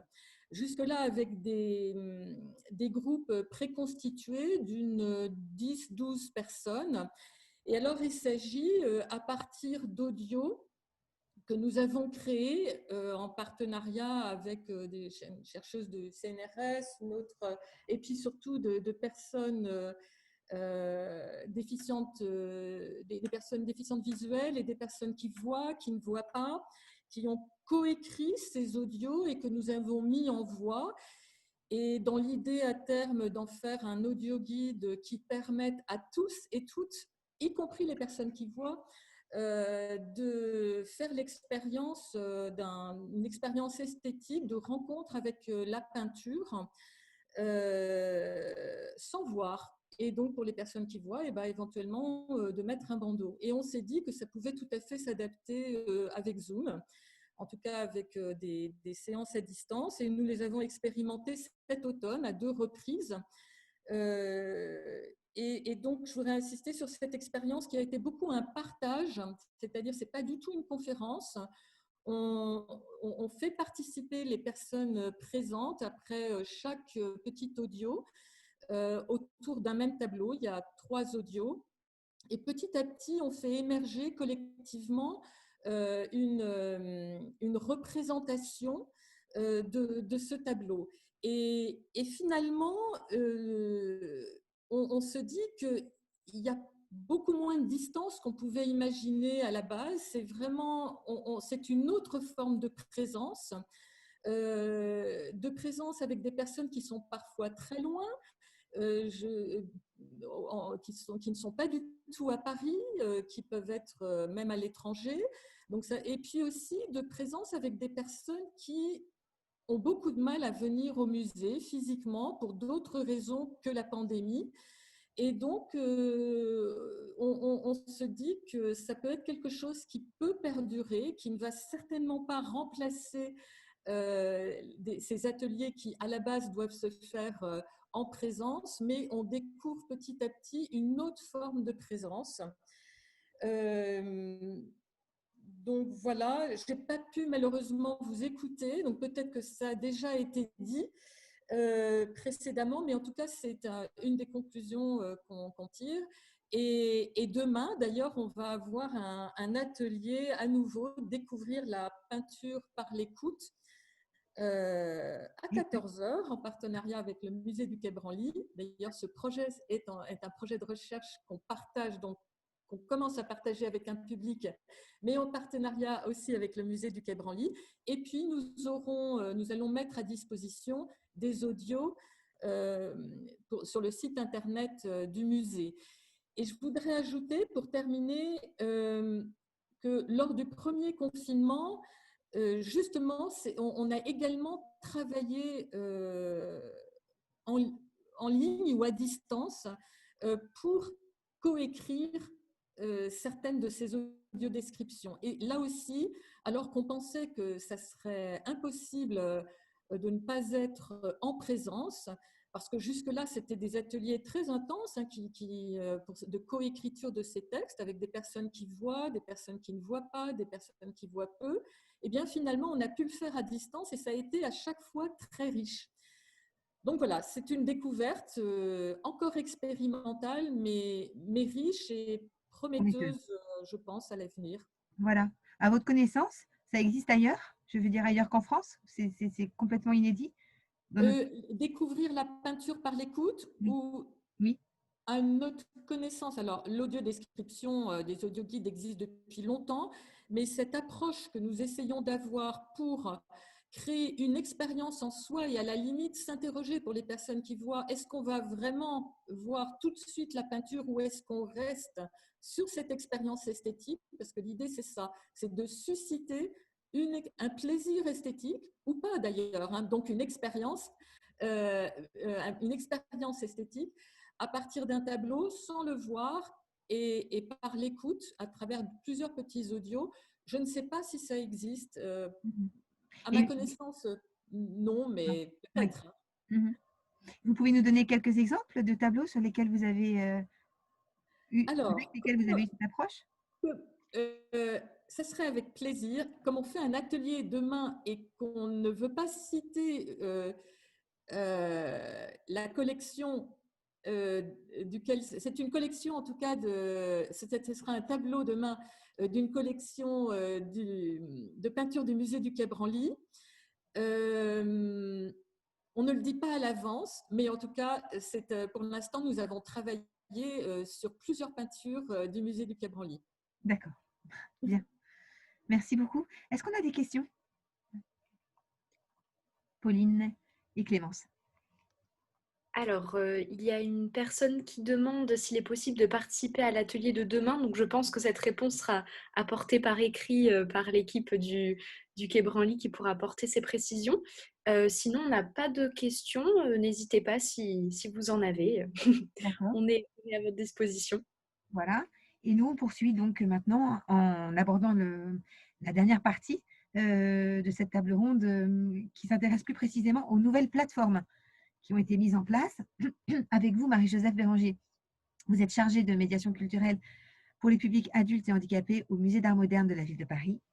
Est-ce que vous voulez nous présenter les supports de médiation, les méditations guidées en podcast, par exemple, que vous avez mises en place pendant ces confinements ou que vous avez enrichi? Parce que je pense que en réalité, ça existait déjà avant, mais vous avez développé cette offre à la faveur, entre guillemets, de cette distanciation sociale. Oui, tout à fait. Donc, bien évidemment, il y a une offre importante donc, au sein qui a été développée lors du premier confinement avec des œuvres décrites, donc des contemplées, beaucoup de tutos pour les enfants. Mais là, je voulais vous parler plus particulièrement d'un concept donc, que nous avons mis en place donc, au sein du musée depuis quelques années et également donc, en ligne, mis en place avec ma collègue Isabelle Martinez. C'est que l'on appelle donc, le bien-être au musée. En fait, dès le départ, nous avons envisagé donc, la visite au musée et aujourd'hui donc en ligne comme une expérience comme une source de bien-être. L'objectif est réellement le bien-être au musée et nous utilisons une approche sensorielle et corporelle et que nous mettons en place face aux œuvres.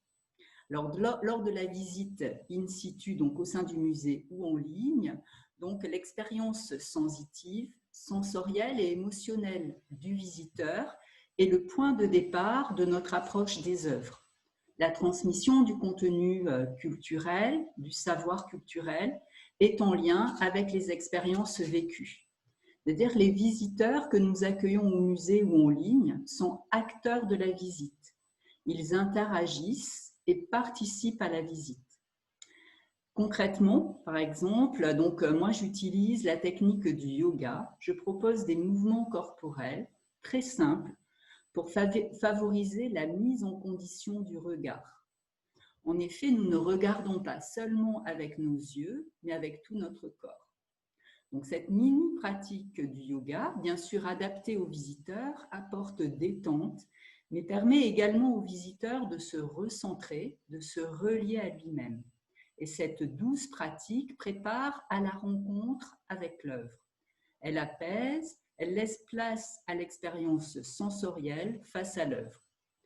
En effet, nous construisons le discours autour de l'œuvre à partir des ressentis des visiteurs. Nous construisons ensemble cette visite guidée en partant donc des ressentis, des émotions, de l'analyse plastique des visiteurs face à l'œuvre. Nous prenons le temps d'un regard multiple. Par exemple, je peux utiliser ou je peux expérimenter des notions comme l'équilibre, le déséquilibre, ou les courbes, les droites, les notions d'expansion, de compacité, à travers le corps, par des mouvements de yoga. Et puis, nous regardons l'œuvre et nous pointons les moyens plastiques utilisés par les artistes pour traduire ces notions. Bien-être au musée, c'est aussi une manière de surprendre le visiteur, mais aussi une manière de laisser un espace, un temps dans la visite pour l'expression de l'émotion, du ressenti et également de son partage.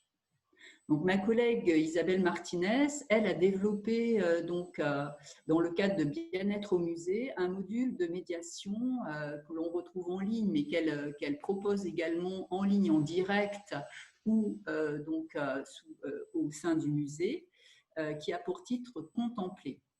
Donc, Contempler propose d'expérimenter la contemplation d'une œuvre, des collections du musée d'art moderne, par le lâcher-prise et la relaxation. Et Isabelle Martinez utilise donc un autre art énergétique, elle utilise un art énergétique interne qui s'appelle le Wu Tao. Donc vous pouvez retrouver, ou sur le site, par exemple sur le site du musée, il y a 6 contemplés autour de 6 chefs-d'œuvre du musée, de la collection permanente. Donc pour conclure, on peut dire que au sein du musée, donc lorsque nous pratiquons les visites sensorielles ou ce module contemplé, il y a la magie de l'œuvre évidemment qui opère, il y a ce face-à-face avec l'œuvre, donc il y a la dimension de l'œuvre aussi qui est importante, donc les textures qui sont propices à la découverte sensorielle. Par contre, en ligne, on touche évidemment beaucoup de personnes l'ont dit, on touche des visiteurs qui ne peuvent pas se déplacer, mais on peut aussi redonner, et on l'a vu, l'envie, le goût à ces personnes de venir au musée. Et puis, ça permet aussi de faire connaître au public qu'il existe des visites adaptées et qu'en fait, ces visites s'adaptent aux visiteurs et ce ne sont pas les visiteurs qui doivent s'adapter aux visites. Donc, je trouve que ça, c'est important. Et prochainement, nous allons enregistrer 2 tutos sur la visite sensorielle et sur Contempler qui seront prochainement en ligne, au mois de janvier en ligne, sur la chaîne de Culture et Hôpital, que je remercie puisque c'est aussi grâce à Culture et Hôpital que tous ces projets ont vu le jour en ligne et en direct. Voilà, merci 1000 fois pour ce très beau témoignage également, très intéressant. Mais justement, on va parler de cette chaîne avec vous, Dominique. cette chaîne TV, oui, que vous vous apprêtez à lancer, Opart TV, à l'attention Voilà. justement des personnes Oui, présentant des maladies neuroévolutives, ainsi qu'à l'attention des aidants. merci Lorraine. Oui, on a écouté tous ces témoignages, tout ce qui s'est passé pendant ces derniers mois. Et à présent, il est question de parler d'avenir, parce que j'ai vu dans les questions ou dans les questionnements, allons-nous poursuivre toutes ces expériences et comment? Et il y a beaucoup pas beaucoup encore, mais quelques expériences qui sont vraiment intéressantes à suivre. Vous allez écouter le témoignage de Cédric Cheng, qui est directeur d'établissement médico-sociaux et qui vient de lancer sa plateforme, et vous en parlera lui-même. Il y a aussi le ministère de la Culture qui lance sa plateforme. Donc chez nous, à Culture Hôpital, carrément, on y va. On lance notre département virtuel qui est en cours de création. Et ce département virtuel, il est vraiment interpartenarial. C'est-à-dire qu'on va co-construire avec tous les partenaires, tous ceux avec lesquels on travaille, mais tous ceux qui écoutent peut-être et qui ont envie de s'emparer de l'outil que nous créons. Donc, nous allons créer notre département virtuel pour quel but, dans quel but? D'abord, l'accessibilité culturelle qui est extrêmement importante et qu'on peut développer par le virtuel, les actions à visée préventive, également la formation et la sensibilisation des différents acteurs à l'approche culturelle, les aidants familiaux, les aidants professionnels, les intervenants culturels, et également développer l'accompagnement des personnes isolées à leur domicile. Et ça, c'est extrêmement important dans nos nouvelles relations avec les musées notamment. C'est qu'à Culture Hôpital, depuis plusieurs années, on a développé des parcours d'accompagnement qui accompagnent les personnes tout au long de leur maladie, quel que soit leur lieu de résidence, que ce soit à leur domicile, à l'hôpital, en institution. Et ce parcours se fait grâce à une équipe mobile composée d'artistes et de soignants et d'intervenants culturels. Et donc, jusqu'à présent, nous étions en présentiel. C'est un nouveau mot qui vient d'apparaître dans nos vocabulaires. Et aujourd'hui, on a découvert que les intervenants culturels pouvaient envisager de rejoindre cette équipe mobile au travers de ce nouveau mode virtuel. Et nous allons d'ailleurs tester avec la RMN cet accompagnement. On parlait de la qualité de l'intervention tout à l'heure. Eh bien, le virage est important parce qu'il ne met plus la quantité. Les évaluations ne vont pas uniquement se faire sur la quantité, sur un problème d'évaluation quantitative, mais elles vont se faire également sur du qualitatif, en accompagnant 1 à 2, 3 personnes avec les équipes soignantes. Donc ça, c'est une énorme avancée qui va démarrer là très, très prochainement. Ensuite, on va évidemment continuer les rencontres virtuelles dans lesquelles, au départ, nous étions quelques-uns et maintenant, vous avez vu qu'à La Rochelle, que partout, les personnes se connectent et qu'on peut bâtir des projets interétablissements avec les institutions culturelles. Donc ça, c'était une avancée. Maintenant, nous allons le développer. Et la grande avancée pour nous, alors c'est un plongeon vraiment dans le vide, mais que nous pensons absolument nécessaire, c'est notre chaîne télé. Alors, on va l'intituler Opart Télé, la chaîne qui nous fait du bien. Et qui va être composée de tutoriels pour chanter, danser, apprendre à réveiller notre corps le matin, se relaxer. On va avoir des événements en direct, des concerts, des visites. On va poursuivre les visites avec les musées qui le souhaitent, s'engager dans cette dynamique. Et puis des reportages et des grandes interviews sur des sujets liant la culture à la santé. Un grand accent sera mis sur les neurosciences. Les neurosciences et la musique, les neurosciences et l'art. Et nous allons voir intervenir des musiciens, des neuroscientifiques, bien entendu, des médecins. Et puis, ce qui peut aussi concerner tout le monde, c'est vraiment une chaîne grand accueil, en fait, qui est à construire. une banque de données et de mise en lien interpartenariaux avec les différentes organisations médico-sociales et culturelles. Ce qu'il va maintenant falloir gérer, à mon avis, c'est peut-être la concentration, la diffusion, la communication de tout ce qui existe. Parce qu'on a bien vu dans tous les musées, il existe de plus en plus de propositions virtuelles, que ce soit des visites virtuelles, de la réalité augmentée, des jeux. Donc, tout cela est peut-être à canaliser, à être vraiment en forme de proposition. Donc, pour tous les musées qui écoutent, ou pour nous pouvons peut-être monter une chaîne, un réseau avec les établissements de santé et médico-sociaux pour développer ce journal de propositions et le rendre interactif et le rendre en discussion, en débat. Voilà, donc notre Opart TV, la chaîne qui nous fait du bien, eh bien, va avoir des partenaires à qui je vais tout de suite laisser la parole. Cédric Cheng, qui a monté sa plateforme il y a quelques mois et avec lesquels nous allons monter, bien entendu, des choses très nouvelles. Et c'est encore une fois, on y va. Voilà. Donc c'est à vous, Cédric, si vous êtes dans les parages. Voilà. Bonjour. C'est bon, vous me recevez? Eh bien, merci beaucoup de m'accueillir sur ce webinaire qui est vraiment super, très intéressant et tout à fait au goût du jour. Je crois que, merci Dominique, Dominique l'a très bien dit. Effectivement, je pense que le distanciel, le présentiel sont des choses nouvelles et je crois qu'il ne faut pas les opposer, il faut les ajouter. Et tous les moyens sont bons pour faire du bien, voilà, pour reprendre les termes de la promesse d'Opart TV, qui est un projet formidable. Alors, juste pour présenter Delta 7 en 2 mots, on est une association à but non lucratif, loi 1901, qui a bientôt 50 ans, créée en 1973. Et notre mission, c'est d'innover pour servir l'autonomie.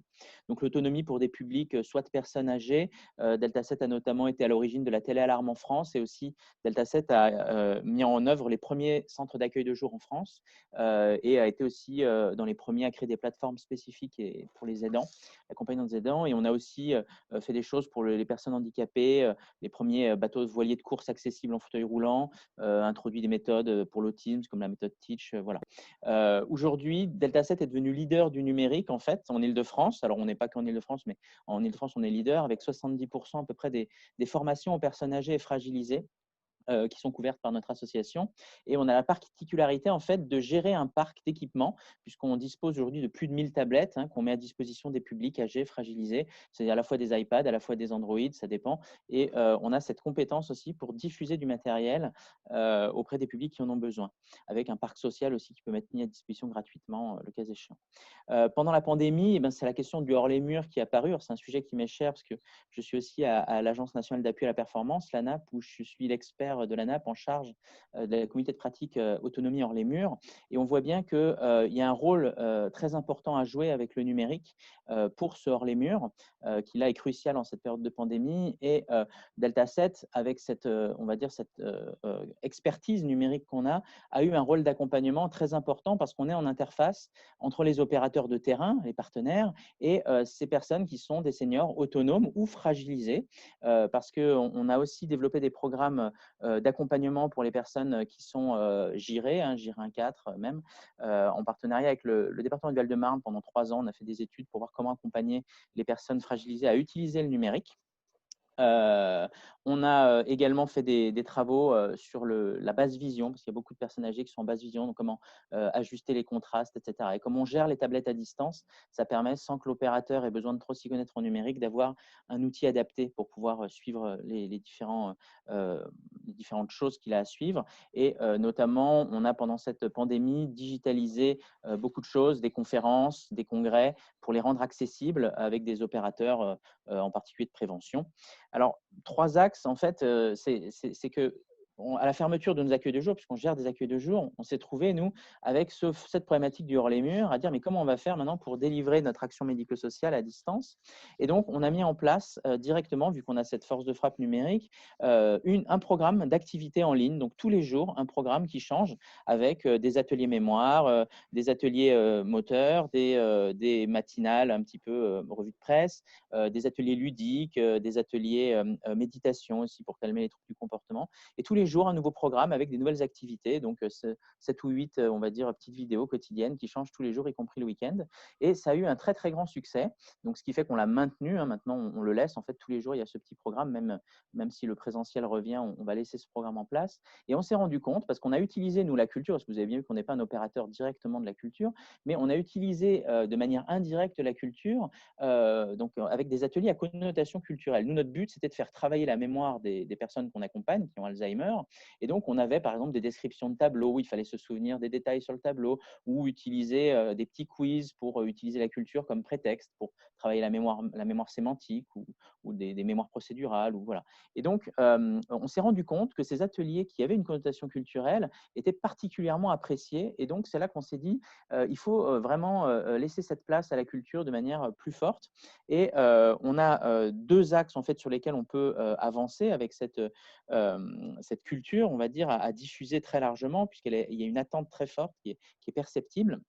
Eh bien, on a le campus de Delta 7, donc qui est un campus pour les seniors connectés, extrêmement simple à utiliser. C'est 3 ans de R&D en mode Living Lab pour développer cette plateforme, et où les opérateurs en fait, peuvent gratuitement déposer et diffuser leurs vidéos, leurs documents. Donc, on a des partenaires qui déposent sur cette plateforme, puisque les plateformes de Delta 7 sont consultées. Aujourd'hui, on a un peu plus de 90 000 utilisateurs. Je suis de près en ce moment parce qu'on attend de passer la barre des 100 000 pour faire une communication. Mais on est aujourd'hui à 92 000 très exactement utilisateurs de nos plateformes, toutes plateformes confondues.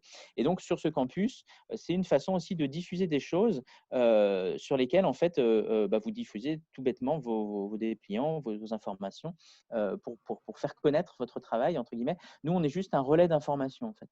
Et on rend accessible l'information en facilitant en fait l'ergonomie, on va dire, par le design et par ce travail de Living Lab qu'on a fait. Et on a une web TV donc, sur laquelle on a donc diffusé nos programmes d'activité quotidiens et qui présente aussi différentes émissions. Alors, le principe de notre web TV, c'est qu'elle est citoyenne, positive et inclusive. Alors, citoyenne, ça veut dire quoi? C'est-à-dire que n'importe quel citoyen peut proposer une émission. Proposer, ça ne veut pas dire qu'on va garder la proposition, qu'on va la retenir, mais n'importe qui peut proposer. Par exemple, la semaine dernière, il y a 2 semaines maintenant, il y a une jeune de 18 ans, autiste de haut niveau intellectuel, qui est donc expatriée, elle est française, mais elle est expatriée à Montréal, et elle est passionnée par la neurodiversité, elle est elle-même autiste, et donc elle va animer une émission sur l'autisme tous les mois, enfin tous les 2 mois, je crois. Voilà, donc si quelqu'un peut proposer une émission dès l'instant que ça fait sens. Et l'autre aspect, c'est le côté positif, donc c'est là où on rejoint tout à fait l'approche d'Opart TV en disant, voilà, il faut que ce soit des actions qui inspirent, qui donnent envie, qui fassent avancer les choses. Et c'est aussi une web TV inclusive, c'est-à-dire qu'on a cette règle de dire que une émission sur 3 doit faire intervenir quelqu'un pour témoigner, un aidant, un usager, un malade, une famille, voilà. Que les citoyens aient la parole au travers des différentes émissions de notre canal Delta 7. Et alors nous, comme vous avez compris qu'on n'est pas, nous on est expert du numérique en fait, on est un facilitateur, on n'est pas expert de la culture à proprement parler, et donc on a proposé avec Dominique et Culture Hôpital, qui est l'association experte qu'on a identifiée sur la thématique de la culture, de pouvoir justement être ce facilitateur et aider en fait Culture Hôpital à pouvoir diffuser son expertise culturelle le plus facilement possible. Et donc, vous allez bientôt pouvoir retrouver aussi sur le canal Delta 7 les émissions Opart TV que Dominique Chiez va pouvoir développer et qui vont être certainement très appréciées, puisqu'on sent, nous, cette attente qui est très forte sur la culture. Alors, au-delà des émissions animées citoyennes, etc., ou d'expertise, comme c'est le cas pour Culture Hôpital, on propose aussi des diffusions complémentaires. Donc, par exemple, si vous faites une opération, si vous voulez élargir, entre guillemets, la visibilité de votre action, Delta 7 peut, sur son canal, en fait, pousser la diffusion. Par exemple, là, pendant la semaine de la dénutrition, il y avait l'Institut Nutrition, qui a fait un séminaire, et puis le séminaire a été diffusé sur sa chaîne, voilà, classiquement, et la diffusion diffusion a été poussée, retransmise en direct par Delta 7 de façon à élargir l'audimat, puisque Delta 7 a quand même aussi un audimat lié à cette chaîne donc on a 90 000 utilisateurs, on a une croissance d'à peu près 5 000 nouveaux utilisateurs par mois, hein. C'est une chaîne qui existe depuis moins d'un an, enfin depuis un an maintenant, à peu près un an. Donc, on a, on va dire, un très bon taux d'adhésion des publics aussi parce que l'ergonomie a été élaborée par le Living Lab. Voilà. Et on peut aussi couvrir des événements qui font sens avec une équipe studio, en fait, un studio mobile qui va aller directement sur place voilà, pour accompagner, on va dire, la diffusion, sachant que l'idée de fond, c'est de trouver après les partenaires comme Culture Hôpital, qui est le partenaire expert de la culture, pour pouvoir délivrer un message qui fasse sens. Et donc, je souhaite vraiment à Opart TV la plus grande réussite qu'elle mérite parce que c'est vraiment, je crois, une très grande attente des citoyens. Et à partir de là, il faut tout faire pour permettre à cette télé de fonctionner, que ce soit les opérateurs qui vont se mettre en lien avec Dominique pour pouvoir proposer des contenus qui sont des contenus experts ou des facilitateurs qui vont pouvoir aider à la diffusion pour que, dans une approche partenariale, un maximum, on va dire, de citoyens puissent bénéficier de la culture. Voilà. Oui. Merci. Merci à vous surtout. Et la culture, précisément, c'est ce caractère primordial, existentiel, voilà, qui nous rend si vivants, que vous évoquiez à l'instant. On peut l'évoquer avec vous également, Clémence Gros, qui est chargée de développement des publics en situation de handicap et des partenariats hors les murs avec les publics jeunes au musée du Quai Branly. Est-ce que vous aussi, avec le programme Culture chez nous, vous avez vraiment mis l'accent sur cette appétence pour ces publics-là? Oui, dans le cas du musée du Quai Branly, on propose aussi de nombreuses séances en visio qui sont assez proches de celles que propose le musée d'Orsay de l'Orangerie et de la RMN. Donc, je ne vais pas redire ce qui a été dit en début de table ronde. Moi, je voulais surtout mettre l'accent sur une plateforme qui s'appelle la plateforme Culture chez nous, alors qui n'a pas été créée par le musée du Quai Branly, mais par le ministère de la Culture, en fait, pendant le premier confinement. Voilà, donc c'est culturechez-nous.gouv.fr tout simplement, et qui regroupe des ressources en ligne publiées par les établissements relevant du ministère. Donc, il y a des différentes catégories, art et patrimoine, audio, livre et savoir, spectacle, film, etc. Cette plateforme est en cours elle est déjà disponible évidemment, et déjà très riche. Elle continue à être perfectionnée, notamment sur son accessibilité pour pouvoir chercher les offres par degré d'accessibilité, notamment par exemple les offres accessibles aux personnes déficientes visuelles ou accessibles aux personnes sourdes et malentendantes par exemple. Il n'y a pas encore les filtres nécessaires pour pouvoir trier ces ressources de cette façon-là. Mais c'est une plateforme qui est en train de se développer et je vous invite tous à aller y chercher les ressources qui peuvent vous intéresser ou intéresser les groupes dont vous vous occupez. Donc, cette plateforme continuera évidemment à être enrichie par la suite. Ok. Ben, je crois que c'était le mot de la fin, parce qu'on arrive à la fin de notre table ronde. Nous vous remercions tous d'y avoir participé. Là, je m'adresse à tous les intervenants qu'on a écoutés avec beaucoup d'intérêt ce matin et également, bien sûr, au public qui y a assisté. On voit qu'il y a matière à réflexion sur ces sujets et qu'on n'en est sans doute qu'au début. Donc, c'est extrêmement prometteur. Et je rappelle, bien sûr, le rôle important des mécènes pour les soutenir, précisément, pour tous ces nouveaux outils qui voient le jour et voilà, qui ont besoin d'être soutenus. Je voulais remercier, en tout cas, les mécènes, je parle au nom de Culture Hôpital, là, mais les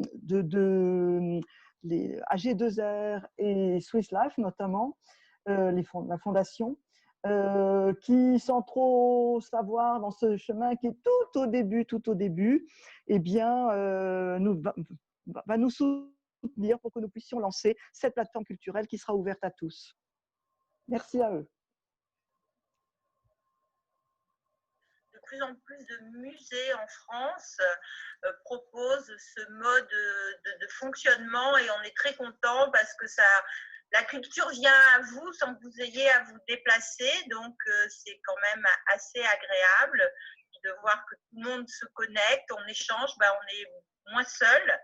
Et puis la culture, quelle qu'elle soit, la photo, la musique, la gastronomie, ça fait remonter des souvenirs et ça nous fait passer des bons moments. Donc, en tout cas, c'est très important ce moment que l'on vit aujourd'hui.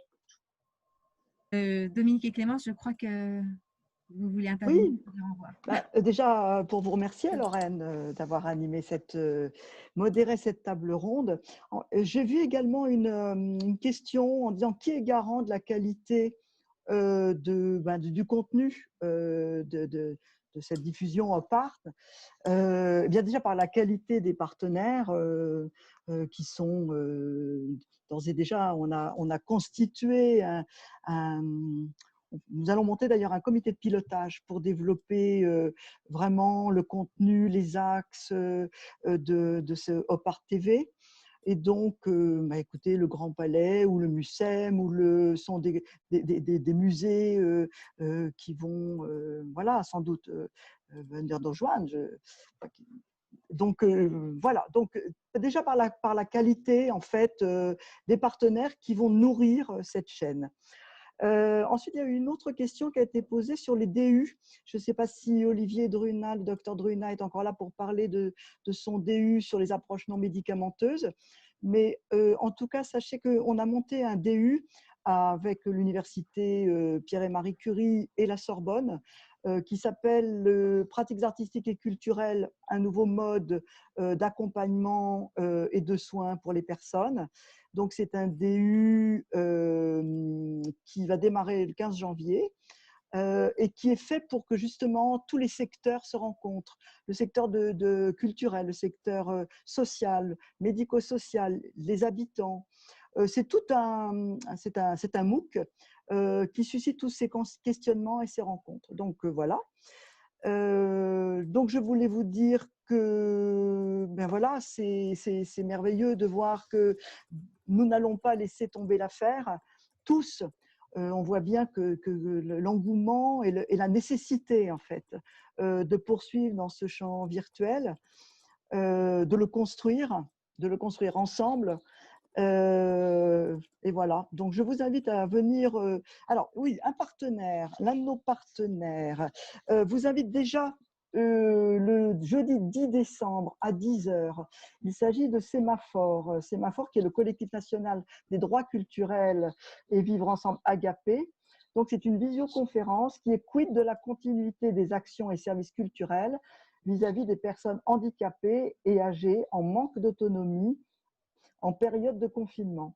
Donc, je vous invite à les rejoindre, c'est gratuit et voilà.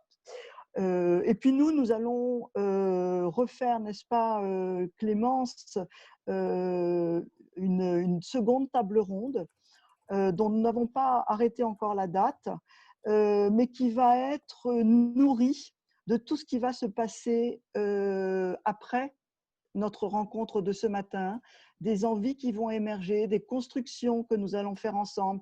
Nous aurons déjà des témoignages de ces musées qui se rendent à domicile de façon individualisée, que nous pourrons commenter, analyser. Et voilà, donc c'est vraiment des nouveaux modes de rapprochement que nous mettons en place tous ensemble et ça, c'est très encourageant. Et de plus en plus de personnes malades, isolées à domicile vont pouvoir en profiter et voilà, c'est formidable. Et merci à tous, merci aux intervenants, merci à toutes les personnes qui étaient présentes.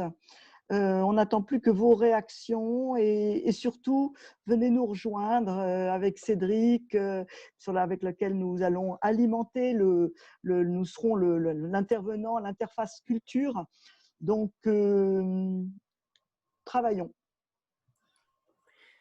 Je remercie également tout le monde. Dominique l'a dit, ce sont des offres qui sont en train d'être développées. Il y a des initiatives qui sont déjà bien abouties, comme celles qui viennent d'être présentées. Il y en a d'autres qui sont en train d'être créées aussi. Tout ça est en perpétuel mouvement. Il y a une question aussi sur y a-t-il une plateforme qui répertorie tout ce qui existe en termes de ressources et de séances en visio? Alors, à mon sens, à ma connaissance, non. pas encore. Il y a tellement, les choses sont mouvantes en ce moment, il y a tellement de choses. Il n'existe pas encore une plateforme qui puisse tout regrouper. Donc, si vous voulez mettre ce type de projet en place, le mieux, comme l'a dit Dominique, est soit de se rapprocher des deux plateformes Opart TV et Delta 7 éventuellement, ou de vous rapprocher aussi directement des musées, des théâtres aussi dont on n'a pas beaucoup parlé, mais qui mettent en place beaucoup de choses. De vous rapprocher directement des établissements qui vous intéressent le plus, c'est aussi possible pour mettre en place toutes sortes de choses. Et je précise petit point technique parce qu'on a beaucoup de questions sur des précisions ou de personnes qui demandent des liens ou des contacts pour en savoir plus. Un mail vous sera envoyé à tous qui vous êtes inscrits à cette table ronde la semaine prochaine, qui récapitulera un peu les projets qui ont été présentés avec les liens et les contacts pour vous permettre justement de contacter et d'en savoir plus selon ce qui vous intéresse. Je vois que Benjamin s'est connecté. Est-ce que tu veux ajouter quelque chose? Non, pardon, excuse-moi. Mais oui, ce que je veux dire, c'est qu'on est là pour construire ces projets, des choses qui sont déjà bien abouties, mais d'autres choses sur lesquelles on est encore en cours de réflexion. Et donc, n'hésitez pas aussi à alimenter ces réflexions-là en fonction de vos besoins, de vos envies. Voilà, c'est vrai que je pense que dans les musées en particulier, mais dans les théâtres, dans les centres d'art, on est toujours très heureux d'avoir des retours, d'avoir des propositions de partenariat, d'avoir des propositions d'intervention. Donc, n'hésitez pas à nous contacter ensuite et à faire grandir ces projets avec nous. Voilà. Donc, à très bientôt. On vous fera un appel pour voir si vous voulez venir rejoindre cette plateforme culturelle. Merci à tous. Vous voyez, la voie est grande ouverte. À bientôt.